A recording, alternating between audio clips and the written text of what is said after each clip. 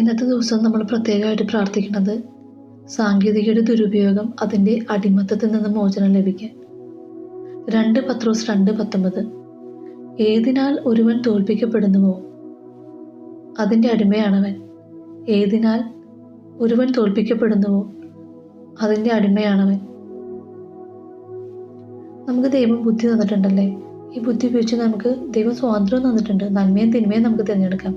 നമുക്ക് ഇത് വെച്ച് നമുക്ക് അനേകം കണ്ടുപിടുത്തങ്ങൾ നമുക്ക് ചെയ്യാൻ പറ്റും. നമ്മൾക്ക് ദൈവം അനേകം കണ്ടുപിടുത്തങ്ങൾ ചെയ്യാൻ ദൈവം നമ്മളെ സഹായിച്ചിട്ടുണ്ട്. ഇപ്പോൾ ഇൻ്റർനെറ്റ്, മൊബൈല്, ഇതെല്ലാം ഭയങ്കര ചീപ്പായിട്ട് നമുക്ക് കിട്ടുമല്ലേ? അത് ഫ്രീ ആണ്, അൺലിമിറ്റഡ് ആണ് ഇപ്പോൾ. അപ്പോൾ നമുക്കിത് മണിക്കൂറുകളോളാണ് നമ്മൾ ഇങ്ങനെ സ്ക്രോൾ ചെയ്തിരിക്കുക. അത് നമ്മൾ പോലും നമ്മൾ അറിയണില്ല. നമ്മുടെ കൂടെയുള്ളവർ, നമ്മുടെ ഭാര്യ, ഭർത്താവ്, മക്കള്, അല്ലെങ്കിൽ അപ്പൻ, അമ്മ, നമ്മുടെ കൂട്ടുകാർ, അവരൊന്ന് നോക്കാൻ, ഒന്ന് ചിരിക്കാൻ, അല്ലെങ്കിൽ അവരൊന്ന് തലോടാൻ നമുക്ക് നമ്മൾ പോലും അറിയാണ്ടേ നമ്മളിങ്ങനെ മാറിക്കൊണ്ടിരിക്കണേ.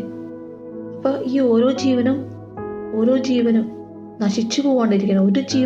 ഒരുവൻ പോലും നശിക്കപ്പെടരുതെന്നാണ് ദൈവത്തിൻ്റെ ആഗ്രഹം. അപ്പോൾ എല്ലാ ജീവനും രക്ഷിക്കപ്പെടണമെന്നാണ് ദൈവത്തിൻ്റെ ആഗ്രഹം. അപ്പോൾ നമുക്ക് ഈ ഓരോ ആത്മാവിന് വേണ്ടിയിട്ടും നെഹമ്യ പ്രാർത്ഥിച്ചതുപോലെ ഓസ്ലേമിൻ്റെ മതിലുകൾ തകർന്നപ്പോൾ നെഹമ്യ കരഞ്ഞു.